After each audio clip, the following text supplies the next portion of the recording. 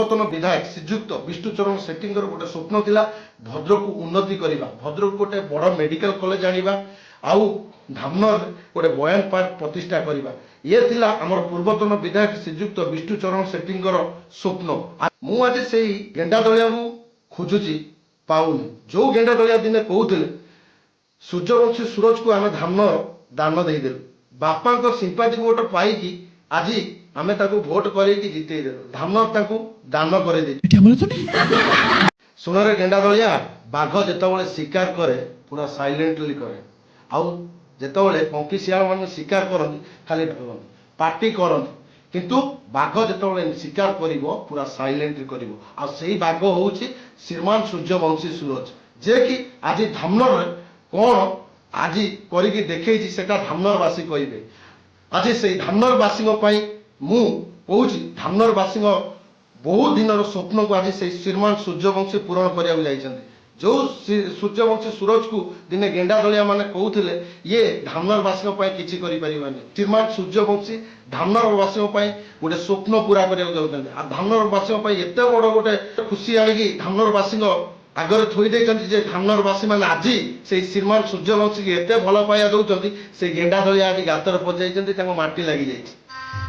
गजब बेइज्जती है। ଶ୍ରୀମାନ ସୂର୍ଯ୍ୟବଂଶୀ ଧାମନଗରବାସୀଙ୍କ ପାଇଁ ଗୋଟେ ଏତେ ବଡ ପ୍ରୋଜେକ୍ଟ ଆଜି ତିଆରି କରିବାକୁ ଯାଉଛନ୍ତି, ଯୋଉ ପ୍ରୋଜେକ୍ଟ ଧାମନଗରବାସୀଙ୍କ ପାଇଁ 4,382 କୋଟି ଟଙ୍କାର ଗୋଟେ ବୟାନ ପାର୍କ ପ୍ରୋଜେକ୍ଟ ପାର୍କ ପ୍ରତିଷ୍ଠା କରିବାକୁ ଯାଉଛନ୍ତି, ଯୋଉଠିକି ଆମ ଧାମନଗରବାସୀ ସହିତ ଭଦ୍ରକବାସୀ ସହିତ ପାଖାପାଖି ବହୁ ଗାଁ ଆଜି ରୋଜଗାର ବି ପାଇବାକୁ ଯାଉଛନ୍ତି। अभी मजा आएगा ना भिड़ो। ନମସ୍କାର, ଜୟ ଜଗନ୍ନାଥ, ଜୟ ଶ୍ରୀରାମ। କେମିତି ଅଛନ୍ତି ମୁଁ ଜାଣିନି, ଆଶା କରୁଛି ଆପଣମାନେ ବହୁତ ଭଲ ଥିବେ। ଯଦି ଆପଣମାନେ ମୋ ଚ୍ୟାନେଲରେ ନୂଆ ଅଛନ୍ତି ତାହେଲେ ମୋ ଚ୍ୟାନେଲଟାକୁ ଲାଇକ୍ ସେୟାର ସବସ୍କ୍ରାଇବ କରିବାକୁ ଜମା ଭୁଲନ୍ତୁନି। ଆମର ପୂର୍ବତନ ବିଧାୟକ ଶ୍ରୀଯୁକ୍ତ ବିଷ୍ଣୁଚରଣ ସେଠୀଙ୍କର ଗୋଟେ ସ୍ୱପ୍ନ ଥିଲା ଭଦ୍ରକକୁ ଉନ୍ନତି କରିବା, ଭଦ୍ରକ ଗୋଟେ ବଡ଼ ମେଡିକାଲ କଲେଜ ଆଣିବା, ଆଉ ଧାମନଗରରେ ଗୋଟେ ବୟାନ ପାର୍କ ପ୍ରତିଷ୍ଠା କରିବା। ଇଏ ଥିଲା ଆମର ପୂର୍ବତନ ବିଧାୟକ ଶ୍ରୀଯୁକ୍ତ ବିଷ୍ଣୁଚରଣ ସେଠୀଙ୍କର ସ୍ୱପ୍ନ। ଆଜି ସେଇ ବିଷ୍ଣୁଚରଣ ସେଠୀଙ୍କର ସ୍ୱପ୍ନକୁ ଆଜି ଆମ ମନ୍ତ୍ରୀ ପ୍ରିୟ ଶ୍ରୀମାନ ଶ୍ରୀଯୁକ୍ତ ସୂର୍ଯ୍ୟବଂଶୀ ସୁରଜ ସେଇ ବାପାଙ୍କ ସ୍ୱପ୍ନକୁ ପୁରା କରିବାକୁ ଯାଉଛନ୍ତି, ଯେ କି ଧାମନଗରବାସୀଙ୍କର ସ୍ୱପ୍ନକୁ ପୁରା କରିବାକୁ ଯାଉଛନ୍ତି। ପ୍ରିୟ ବିଧାୟକ ଶ୍ରୀଯୁକ୍ତ ବିଷ୍ଣୁଚରଣ ସେଠୀ, କିନ୍ତୁ ସିଏ ଯେତେବେଳେ ଥିଲେ ଧାମନଗର ବିଧାୟକ, ସେ ବି ଆମ ଭଦ୍ରକ ପାଇଁ ଗୋଟେ ବଡ଼ ମେଡିକାଲ କଲେଜ ବି ଆଣିଥିଲେ, ଯୋଉଠିକି ଆମର ପାଖ ପଡ଼ୋଶୀ ଆମ ଭଦ୍ରକରୁ ଯାଜପୁରକୁ ମେଡିକାଲ କଲେଜ ନେଇଯାଇଥିଲେ, ଯାହା ଫଳରେ ଆମ ଭଦ୍ରକରେ ମେଡିକାଲ କଲେଜ ପ୍ରତିଷ୍ଠା ହେଇପାରିନଥିଲା। କିନ୍ତୁ ଆମ ପ୍ରିୟ ବିଧାୟକ ଶ୍ରୀଯୁକ୍ତ ବିଷ୍ଣୁଚରଣ ସେଠୀଙ୍କର ଅକାଳ ବିୟୋଗ ପରେ ତାଙ୍କ ପୁତ୍ର ଶ୍ରୀମାନ ଶ୍ରୀଯୁକ୍ତ ସୂର୍ଯ୍ୟବଂଶୀ ସୁରଜ ଯେ ବାଇ ଇଲେକ୍ସନରେ ଠିଆ ହେଇ ନିଜେ ବିଧାୟକ ହେଇସାରିଲା ପରେ ଗୋଟିଏ ସ୍ୱପ୍ନ ଥିଲା ଯେ ବାପାଙ୍କ ସ୍ୱପ୍ନକୁ ପୁରା କରିବା, ଆଉ ଭଦ୍ରକବାସୀଙ୍କ ମୁହଁରେ ହସ ଫୁଟାଇବା।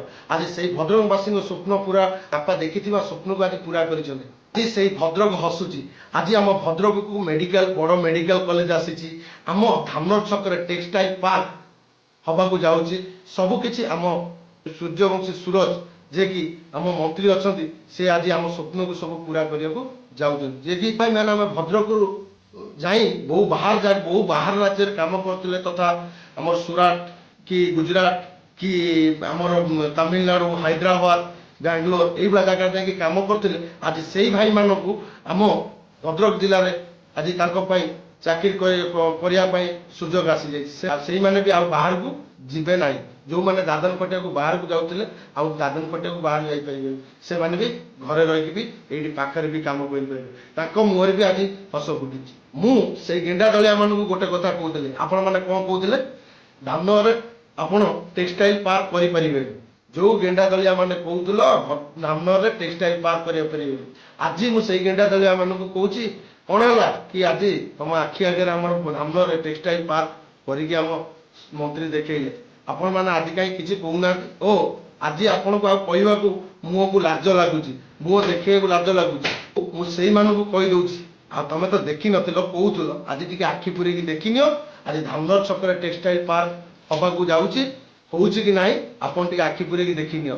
ଆଉ ବଡ ବଡ କରିକି ଯୋଉ କହୁଥିଲ କି ଧାମନଗର ଛକରେ ଟେକ୍ସଟାଇଲ ପାର୍କ କରିପାରିବନି କି ତମ ମନ୍ତ୍ରୀର ଦମ ନାହିଁ କି କରିପାରିବେନି, ଆଜି ମୁଁ ସେଇମାନଙ୍କୁ କହୁଛି ତମେ ବି ଆସିକି ଦେଖିନିଅ ଧାମନଗର ଛକରେ ଟେକ୍ସଟାଇଲ ପାର୍କ ହେଉଛି କି ନାହିଁ। ଆଉ ଗୋଟେ କଥା କହୁଛି, ଯୋଉମାନେ କହୁଥିଲ ଯୋଉ ସୂର୍ଯ୍ୟବଂଶୀ ସୁରଜ କଥା ଦେଇଥିଲା କି ଧାମନଗରବାସୀ जो चाकरी दब जो निजुक्ति दब पिला मु भी आज गोटे कथा कही रखुची आपण मैंने भी आसिक देखनी आज से पिला माने निजुक्ति पाउचंती कि नहीं कारण से पिला मानकु आज एडी धामनगर जगार जो टेक्सटाइल पार्क रे से माने एडी जॉब करिवे आ एडी घर पाखरे रही बापा माँ को मुंह को अनेकी एडी जॉब करिवे आ सेही गेंडा दलिया जो गुड़ाक भो भो होते एबे गातर पशि जाओ तुम गेंडार पानी पशि गलानी नचेत माटी खाई गलानी बुझ जगन्नाथ आशा करछि आपण मानकु मोर एई भिडियोटी भलो लागिथिबो जदि आपण मानकु भलो लागिछि तान मो चैनल टाको लाइक शेयर सब्सक्राइब करंतु पाखर थिबा बेल आइकन घंटेटी को जमारु दबाइया को भूलंतु नाही जय श्री राम जय जगन्नाथ।